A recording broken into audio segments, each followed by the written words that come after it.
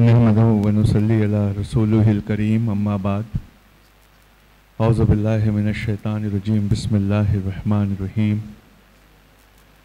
अल्लाहुम्मा रब्बि इश्रह ली सदरी वयस्सिर ली अमरी वहलुल उक़दतम मिन लिसानी यफ़क़हू क़ौली रब्बि ज़िदनी इल्मा। अल्लाहुम्मा सल्लि अला सय्यिदिना मौलाना मुहम्मदिन बारिक व सल्लिम सल्लु अलैहि सलातु व सलामुन अलैका या रसूलल्लाह सल्लल्लाहु तआला अलैहि व आलिहि वसल्लम। नांदेड़ के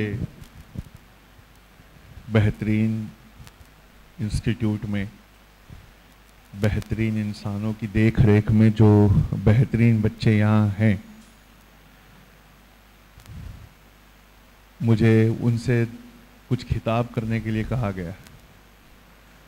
रात भर की जगाई होने की वजह से मैं आपका बहुत वक्त नहीं लूँगा, लेकिन मैं जितनी आपकी उम्र देख पा रहा हूँ उस हिसाब से कोशिश करूँगा कि अगले 5 से 7 मिनट में आने वाले 5 से 10 साल में आपको दिखा सकूँ। तो जहाँ तक मेरा अंदाज़ा है, यहाँ सारे बच्चे जो हैं वो नीट की तैयारी कर रहे हैं, ऐसे ही है ना? नीट और फाउंडेशन। जब तक आप 12th में पहुँचेंगे और 12th में पहुंचने के बाद अल्हम्दुलिल्लाह नीट अगर इंशाअल्लाह आपका निकल जाता है और फिर आप डॉक्टरी में एडमिशन लेंगे, तो 5 साल डॉक्टरी होने के बाद आपकी जगह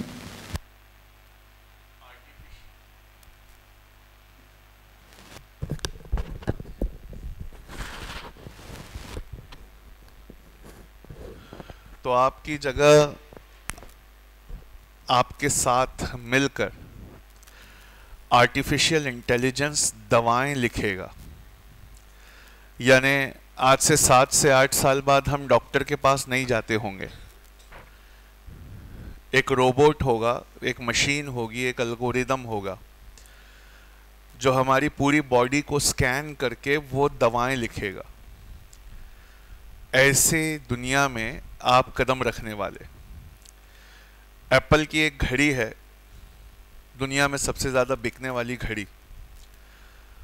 उस घड़ी में उन्होंने स्किन का टेम्परेचर, ब्लड का ऑक्सीजन लेवल, उस घड़ी में उन्होंने हार्ट का ईसीजी और उस घड़ी में उन्होंने कोलेस्ट्रॉल का लेवल सब डाल दिया है। अगर आप वो घड़ी पहनकर गोल्फ में शॉट मारे तो अभी आपने मार के ख़त्म किया, बॉल हवा में है, अभी नीचे नहीं आया है, तो वो घड़ी ये बता देती है कि कितने फीट दूर जाकर ये बॉल गिरेगा। ऐसी घड़ियाँ, ऐसी डिवाइसेस इंसान पहने होंगे और उनके जिस्म की सारी रीडिंग एक स्क्रीन पर आती होगी और उस स्क्रीन को एल्गोरिदम देखकर दवाएं लिखता होगा। आप में से कई लोगों को पता होगा कि फरवरी 2023 में एक ऐसा एल्गोरिदम आया है जिसे हम चैट जीपीटी कहते हैं। मालूम है ये बात? चैट जीपीटी दुनिया के हर सवाल का जवाब दे सकता है, इंसानों से अच्छा जवाब दे सकता है। चैट जीपीटी जितना डेटा दुनिया में अवेलेबल है उसके बेसिस पे वो जवाब बता सकता है। तो कई बड़े शहरों के बड़े मेडिकल कॉलेजेस में ये हो रहा है कि पेशेंट का डिस्चार्ज रिपोर्ट की समरी जो है वो चैट जीपीटी लिख रहा है। तो पेशेंट की सारी रिपोर्ट आप उसको दे दीजिए, वो समराइज करके एक डिस्चार्ज रिपोर्ट लिख दे रहा है। और वकील हजरात क्या कर रहे हैं, वो अपना एग्रीमेंट चैट जीपीटी से लिखवा रहे हैं। और एडवर्टाइजमेंट बनाने वाली कंपनियां क्या कर रही हैं, वो अपनी एडवर्टाइजमेंट की स्क्रिप्ट चैट जीपीटी से लिखवा रही है। और राइटर्स क्या कर रहे हैं, अपने टॉपिक और अपने प्लॉट को देकर उससे कहानी लिखवा रहे हैं। तो बहुत जल्दी जब आप किसी किताब की दुकान में एंटर करेंगे तो वहाँ लिखा होगा फिक्शन, नॉन फिक्शन, और एक तीसरी कैटेगरी भी होगी कंप्यूटर जनरेटेड। मेरा भी बच्चा बहुत छोटा है, ये मैं आपको डराने के लिए नहीं बोल रहा, मेरा भी बच्चा इतना छोटा है कि जब तक वो बड़ा होगा उसका भी मुकाबला चैट जीपीटी से रहेगा। अब सवाल एक ही है इंसानियत के सामने कि साहब किसी डॉक्टर को, और हम डॉक्टर इसलिए बनते हैं कि कम से कम 1.5 लाख रुपया महीना हम कमा सके, तो किसी डॉक्टर को 1.5 लाख रुपया क्यों दिया जाए, चैट जीपीटी के बिजली का बिल क्यों ना भरा जाए। मैं आपकी डिस्पेंसरी पे क्यों आऊं कि आप मुझे 4 घंटा बिठा के रखते हैं। इससे अच्छा मैं कंप्यूटर से डायरेक्ट अपनी बीमारी बताकर दवाएं क्यों ना ले लूं।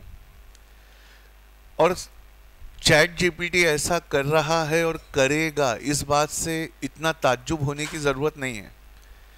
इस बात से इतना ताज्जुब होने की ज़रूरत नहीं है। आपको भी आपके घर में सबसे अच्छा पता है कौन समझता है? तो अगर मैं आपसे ये सवाल पूछूं कि आपके घर में सबसे अच्छा आपको कौन समझता है, तो क्या जवाब दोगे? आपके घर में सबसे अच्छा आपको कौन समझता है? पापा। कितने लोग हैं जिनको लगता है अम्मी ज़्यादा अच्छा समझती हैं? वैसे लड़कों को ज़्यादा तो अम्मी ही अच्छा समझती हैं, ऐसे ही है ना। अम्मी हमारी, बस ठीक है हाथ नीचे करो, अम्मी हमारी वो वकील है जो तमाम सबूत, तमाम गवाहों के बावजूद ये कहती है कि मेरे बच्चे ने कुछ नहीं किया। और ऊपर बच्चियां हैं, उनसे आप पूछेंगे कि आपको सबसे अच्छा घर में कौन समझता है, तो वो बच्चियां कह रही होंगी कि हमें वालिद, हमारे फादर सबसे अच्छा समझते हैं। लेकिन ये दोनों ही जवाब गलत है। आपको घर में सबसे अच्छा यूट्यूब समझता है, वो आपके मूड को भाप लेता है, वो आपको सवेरे सवेरे इनपुट का इंतजार करता है कि आज आप किस मूड में हैं, और जैसे ही उसमें से किसी एक वीडियो को आपने सजेस्ट किया और उसको खोलकर देखना स्टार्ट किया, तो उससे रिलेटेड वीडियोस की वो झड़ी लगा देता है। लेकिन जितने नीचे वीडियोस हैं उसमें अगर आपको पसंद नहीं आ रहा, बहुत देर से आप स्क्रॉल कर रहे हैं लेकिन किसी चीज़ को क्लिक नहीं कर रहे हैं, तो यूट्यूब समझ जाता है कि इस वाले टॉपिक में आपका मन नहीं लग रहा, तो दूसरे टॉपिक के वीडियो सजेस्ट करना शुरू कर देता है। और जैसे किसी चरस बेचने वाले के पास अगर एक ही तरह की चरस मिलती हो, तो चरस लेने वाले उसके पास नहीं जाएंगे। हर बार कुछ पिछली चरस से ऊपर की चरस अगर वो बेचता हो तो लोग उसके पास जाएंगे। अब ये चरस का एग्जाम्पल मैंने क्यों दिया, इसका जवाब है, अगर YouTube आपको हर बार एक ही वीडियो दिखाता हो तो क्या आप YouTube के पास जाएंगे? मुश्किल से 2-3 दिन के बाद आप YouTube से बोर हो जाएंगे। लेकिन जितना आप YouTube देख रहे हैं उतना और देखने का मन इसलिए कर रहा है क्योंकि हर वीडियो पिछले वीडियो से एक चरस ऊपर है, यानी वो आपको उसमें और गहरे ले जा रहे हैं। तो मशीनें आपको इतना समझती हैं, मशीनें आपको इतना जानती हैं। आपने अमेज़न पे अगर कोई शॉपिंग की है और आपके लोकेशन के हिसाब से और आपकी खरीदी हुई किताब के हिसाब से आपका वो एक प्रोफाइल तैयार कर लेता है, और वो उसी तरह के प्रोडक्ट्स आपको सजेस्ट करता है बिना ढूंढे। जो आपके दिमाग में है वो वहाँ खुल जाता है। लेकिन 2023 में बात और आगे जा चुकी।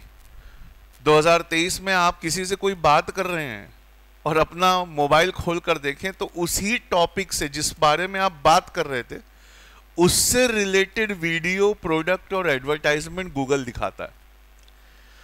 इसका मतलब है बच्चों, पीछे जो लोग नीट की तैयारी करते थे उनकी जिंदगियां आसान थी। उन्हें मुकाबला सिर्फ एक क्लास के बच्चों से करना होता या किसी शहर या किसी देश के बच्चों से करना होता। पर आपकी ज़िंदगी आसान नहीं है। आपका मुकाबला बहुत पावरफुल एल्गोरिदम से है। आपका मुकाबला जो है वो ऐसे कंप्यूटर से हैं जो कभी फेल नहीं होते। आपके घर में अगर किसी तरह का, जैसे मैं रात भर का जगा हुआ हूँ तो बहुत ज़्यादा बात नहीं करना चाहता, अगर आपके घर में किसी दिन अल्लाह ना करे किसी तरह की कोई परेशानी आ जाए तो उस दिन क्लिनिक में आपका मन नहीं लगेगा। आप एक्सरे देखते हुए गलती कर दोगे या दवाई लिखते समय कोई गड़बड़ हो जाएगी।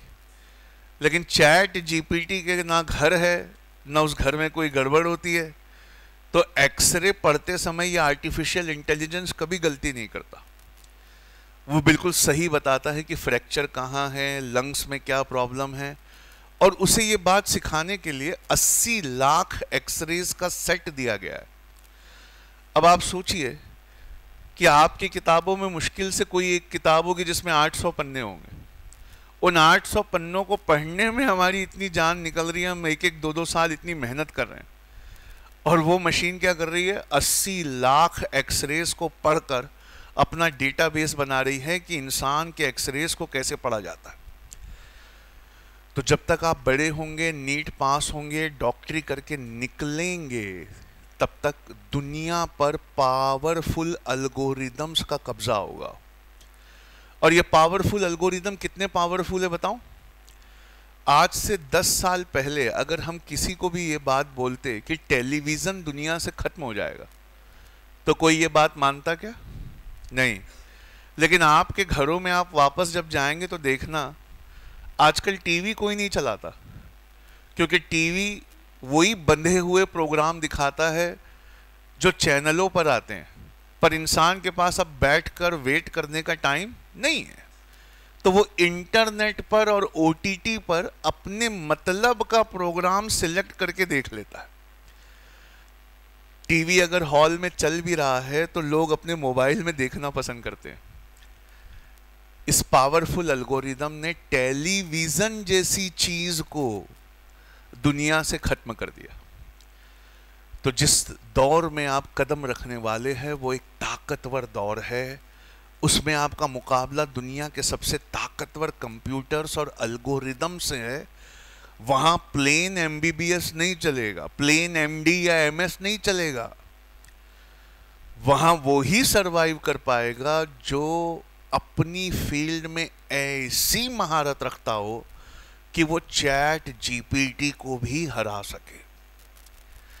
और ऐसी महारत रट कर नहीं आती, रोट लर्निंग से नहीं आती, एग्जाम के लिए किसी चीज को पढ़ने से नहीं आती, डिग्री के लिए किसी 4 साल किसी कॉलेज में अपने जूते घिसने से नहीं आती। ऐसी नॉलेज जो इन पावरफुल एल्गोरिदम्स को हरा सके, वो सिर्फ और सिर्फ लव ऑफ द सब्जेक्ट से आती है। अगर आपको कोई सब्जेक्ट इतना पसंद है कि आप उसकी गहराई और गहराई और गहराई में उतरना पसंद करते हो, अगर आप हर लाइन को बिना रटे उस लाइन के ऊपर कई सवाल बनाकर अपने आप से पूछते हो, अगर आप उस लाइन में जो लिखा है उसे नए तरीके से देखने की कोशिश करते हो, बस तभी वो हो पाएगा कि एक दिन आप इन पावरफुल एल्गोरिदम्स को हरा पाएंगे, वरना ये एल्गोरिदम्स आपको हरा देंगे। जैसे एक एग्जांपल है, आपने H2O के बारे में पढ़ा है? H2O का मतलब क्या होता है? वाटर होता है, पानी होता है। पढ़ने के वक्त आपने कुछ सोचा था इसके बारे में? चंद्रयान 2 परसों गया है आसमान में, चंद्रयान 3 परसों गया है आसमान में। उसके अंदर रॉकेट था, देखा आपने? उस रॉकेट के अंदर कौन सा फ्यूल यूज हुआ? हाइड्रोजन। कौन सा फ्यूल यूज हुआ? हाइड्रोजन मोस्ट कंबस्टिबल सब्सटेंस है। आग लगाओ तो इतनी ताकत पैदा करता है कि ग्रेविटी से बाहर रॉकेट को लेकर चला जाता है। ऐसी है ना? इतना ताकतवर रॉकेट, उसे ग्रेविटी से बाहर निकालने के लिए हाइड्रोजन यूज होता है। और hydrogen is the most combustible substance on earth. वो अति ज्वलनशील है, थोड़ी सी चिंगारी पे भड़क जाता है। और आपकी क्लास में आपने एक पढ़ा होगा अपने सिलेबस में कि मोमबत्ती को जलाओ और उस पर ग्लास रखो, तो ग्लास के अंदर की ऑक्सीजन जैसी खत्म होती है, मोमबत्ती अपने आप बुझ जाती है। पढ़ा है ना? और उसके नीचे आप लिखते हैं ऑक्सीजन सपोर्ट्स बर्निंग, ऐसे ही पढ़ते हैं ना? यानी ऑक्सीजन के बिना कोई चीज जलाई नहीं जा सकती। और हाइड्रोजन अति भड़कीला होता है, ऐसे ही है ना? लेकिन पढ़ते समय अगर आप अपने आप से ये नहीं पूछेंगे कि या खुदा ये तेरी कैसी कुदरत है कि आग को भड़काने वाली 2 चीज और आग लगाने वाली 1 चीज, यानी 2 भड़काओ यानी हाइड्रोजन और 1 आग लगाओ यानी ऑक्सीजन, जब ये दोनों मिलते हैं तो आग बुझाने के काम आते हैं। करना तो इन्होंने ये चाहिए था कि आग को और भड़का देना चाहिए था। मतलब कहीं आग लगी हो, आप आके मुझे बताया सर वहां आग लगी थी। मैंने कहा फिर क्या हुआ? कहा सर मैंने वहां उस पर 2 हाइड्रोजन और 1 ऑक्सीजन डाला। तो मैं और आप मुस्कुरा देंगे फिर तो आग भड़क गई होगी। तो आप कहेंगे नहीं सर वो तो पता नहीं बुझ गई। जब तक आप ऐसा सोचकर इतनी गहराई से इतने सवाल पैदा कर कर उस लाइन को हमेशा के लिए शामिल होकर नहीं सीखेंगे, तब तक आने वाले ज़माने में हमारा कोई चांस नहीं है। हमारे से मुराद मेरे भी 2 बच्चे हैं, 2 बेटे हैं, उनका भी कोई चांस नहीं है।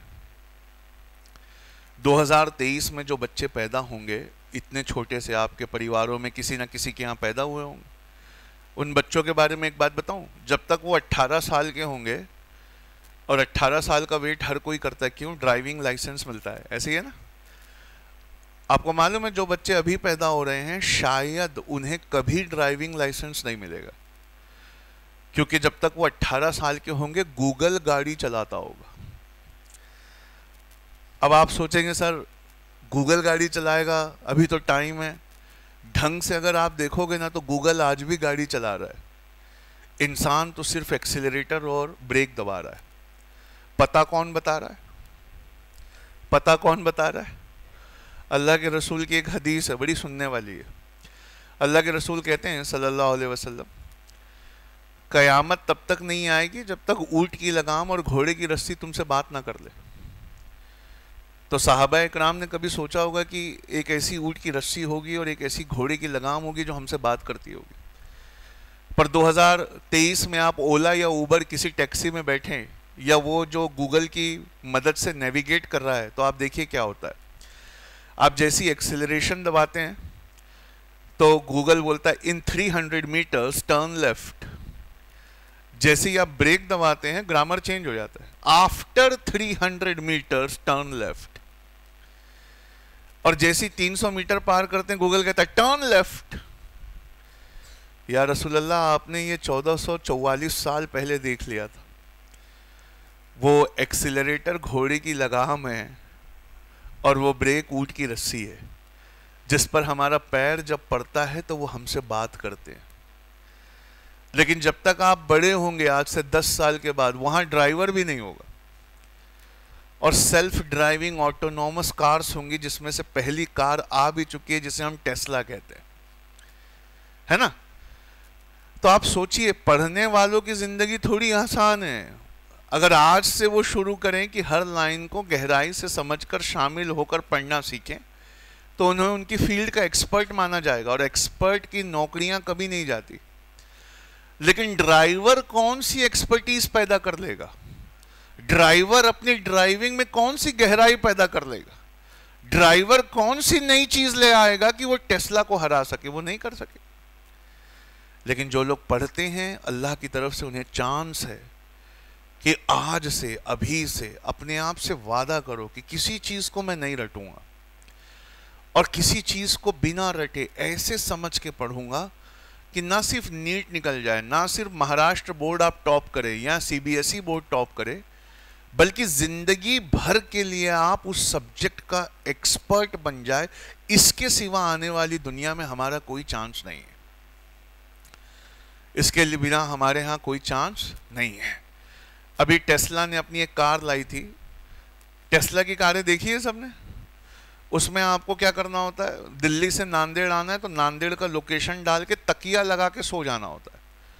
कार अपने आप को खुद चलाती है। तो वो इंडिया के रोड पे टेस्टिंग हो रही है अभी टेस्ला की। तो उन्होंने पहली बार दिल्ली से पटना तक चलाया और कार सही सलामत अपने आप को चलाकर, वो भी इंडिया का ट्रैफिक। इंडिया में ट्रैफिक सेंस है किसी तरह का?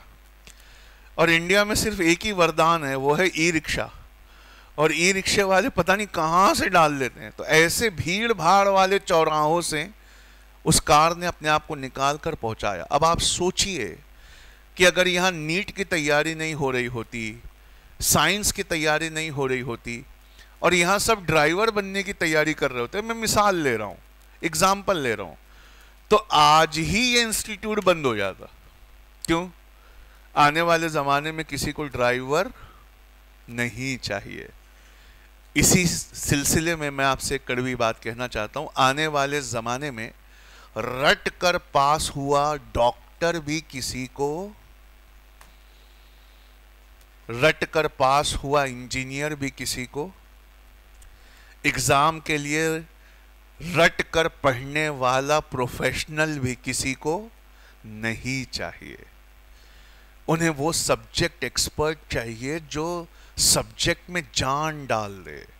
उन्हें ऐसा डॉक्टर चाहिए जो जा रहा है और मरीज खांस रहा है, उसकी खांसी को सुनकर ही वो बता दे कि इसको कौन सी दवा देना। उन्हें ऐसा डॉक्टर चाहिए जो डॉक्टरी में वो लेवल रखता हो जिस लेवल की पढ़ाई कर पाना चैट जीपीटी या किसी आर्टिफिशियल इंटेलिजेंस की भी बस की बात ना हो। अगर आप आज से अपनी गीली मिट्टी के साथ, कहते हैं ना स्टूडेंट गीली मिट्टी होता है, कम से कम आज से अपने आप के साथ धोखा देना बंद करें और आप हर लाइन को समझ कर पढ़ें और हर लाइन को 7 बार 7 तरह के सवालों से गुजार कर पढ़ें। कहते हैं कि एक लाइन जो लिखी है किसी किताब में, उस पर 7 ही तरीके के सवाल पॉसिबल है। 8वां सवाल बन नहीं सकता उस लाइन पे। तो जिसने अपनी किताब के हर पन्ने की हर लाइन को 7 तरीके से देख लिया, ना उसका नीट रुकेगा ना उसका यूपीएससी रुकेगा। और यूपीएससी पहला इंस्टीट्यूट है दुनिया का, इंडिया का, जिसने अपने आप को अडेप्ट कर लिया है। यूपीएससी को इस बात का बहुत शक है कि इतनी छोटी सी कोई डिवाइस लोग कान में पहनकर आएंगे आईएएस का एग्जाम देने, छोटा सा डिवाइस कान में, और यूपीएससी जो सवाल पूछता है उसके जवाब विकिपीडिया पर फ्री हैं, सिरी और अलेक्सा को मालूम है। सिरी मालूम है ना आपको, अलेक्सा मालूम है ना। अलेक्सा गांधी जी कब पैदा हुए थे? 2 अक्टूबर 1869 सर। अलेक्सा गांधी जी ने पहली बार अपनी लॉ की प्रैक्टिस कहाँ की थी? पोरबंदर, सूरत में सर। अलेक्सा गांधी जी की शादी बा से कब हुई थी? 1983 के आसपास सर। अलेक्सा बा जो है वो गांधी जी से कितनी बड़ी थी उम्र में? 2.5 साल बड़ी थी सर।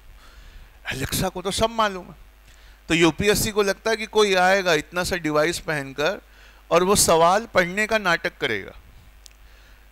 गांधी जी के फादर का नाम मैंने पढ़ा था, और एलेक्सा कान में धीरे से बोलेगी करमचंद, करमचंद नाम था। अच्छा, और गांधी जी की माँ का नाम भी मैंने याद किया था, पुतली बाई। एलेक्सा कान में बोलेगी सर पुतली बाई, और वो एक्टिंग कर करके पेपर सॉल्व कर जाएगा। तो यूपीएससी कहती है ना, ऐसा नहीं हो सकता। तुम हमारा पेपर लो, लैपटॉप खोलो, इंटरनेट ऑन करो, प्रोफेसर बुला लो, सारी एलेक्सा ऑन कर दो, तब भी तुम हमारे एग्जाम में एक सवाल का जवाब नहीं दे सकते।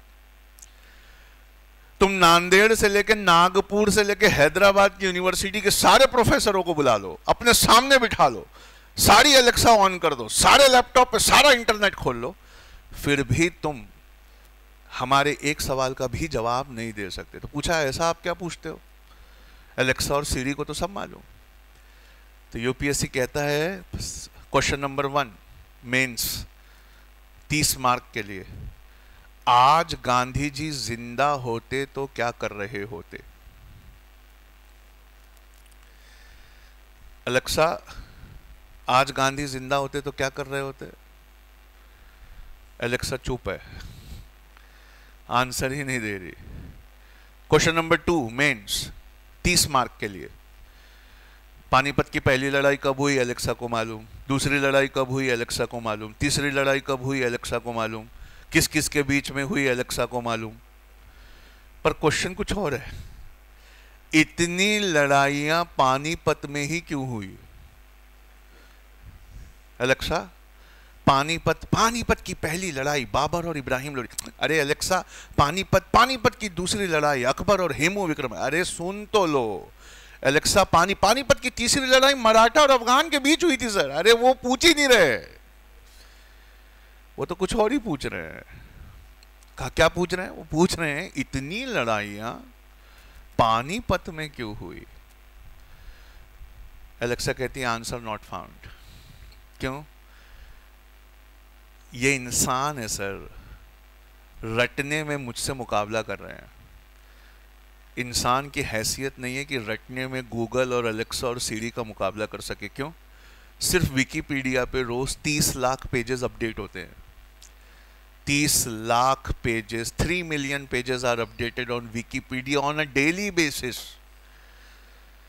इंफॉर्मेशन फ्री है, सिंगल क्लिक पर अवेलेबल है।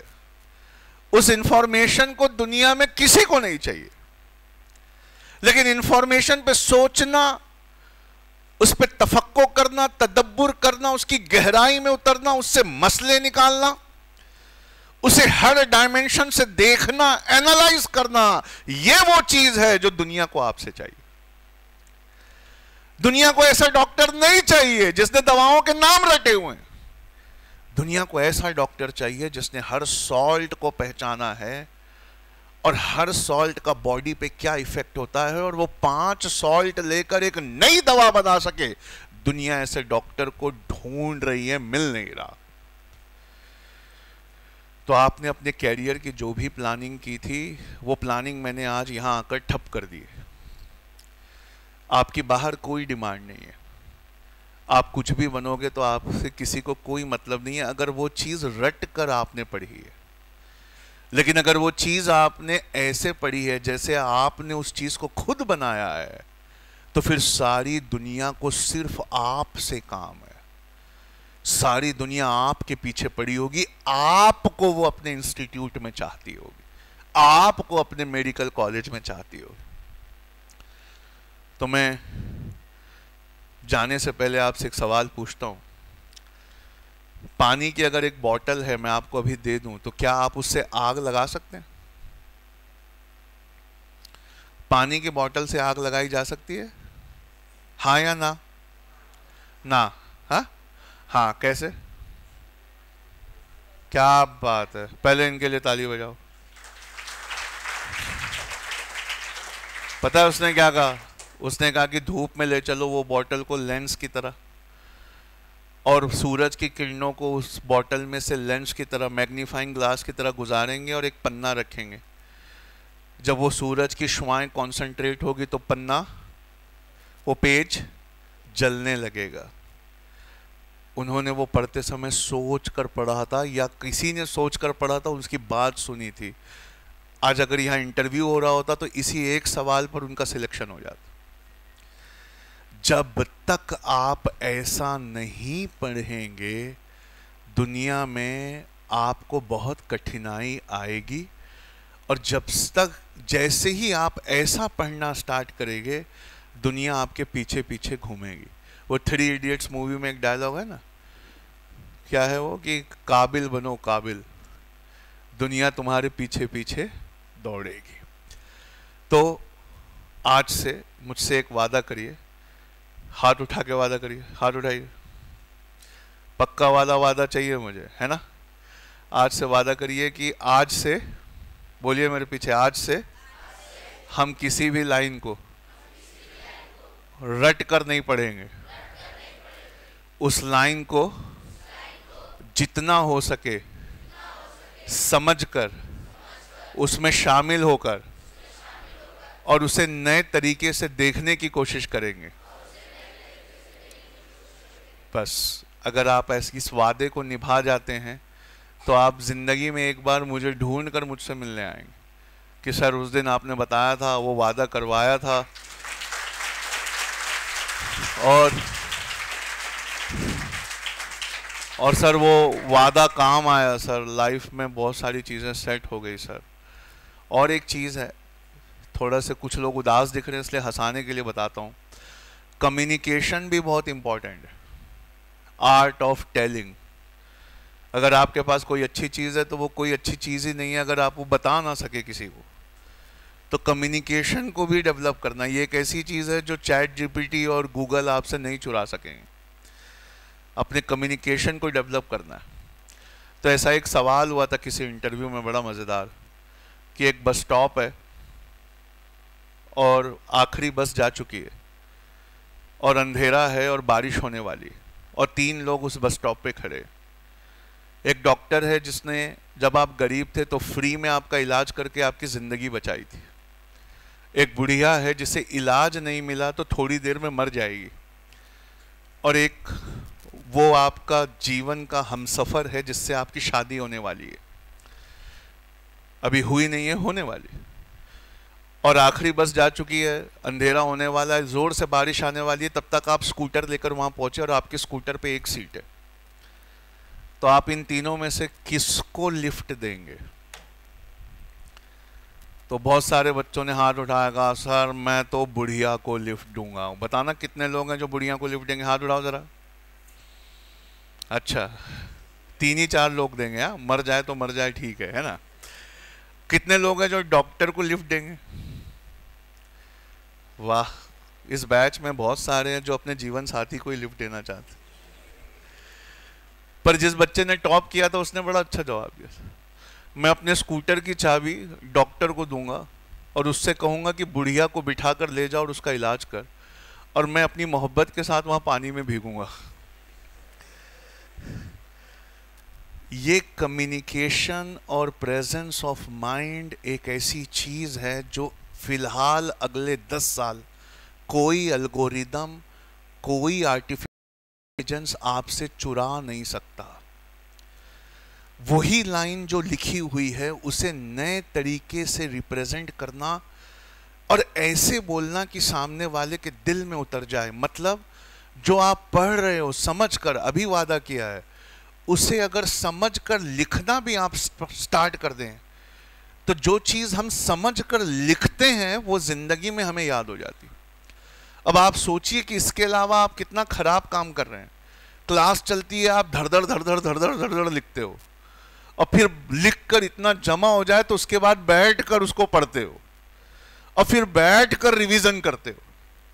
ये 3 स्टेप के बजाय आप ऐसे क्यों नहीं करते कि जो आप पढ़ रहे हो वो यहाँ पर आपको समझ में आ गया, मेरे बताए तरीके से आप में उसमें शामिल हो गए, नए तरीके से देख लिया।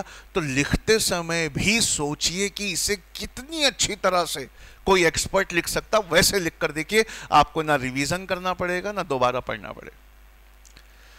बस यही वो फंडामेंटल्स हैं जो आपकी लाइफ में चेंज होना चाहिए अभी, इसी वक्त, ताकि आपकी आने वाली ज़िंदगी बड़ी खूबसूरत हो।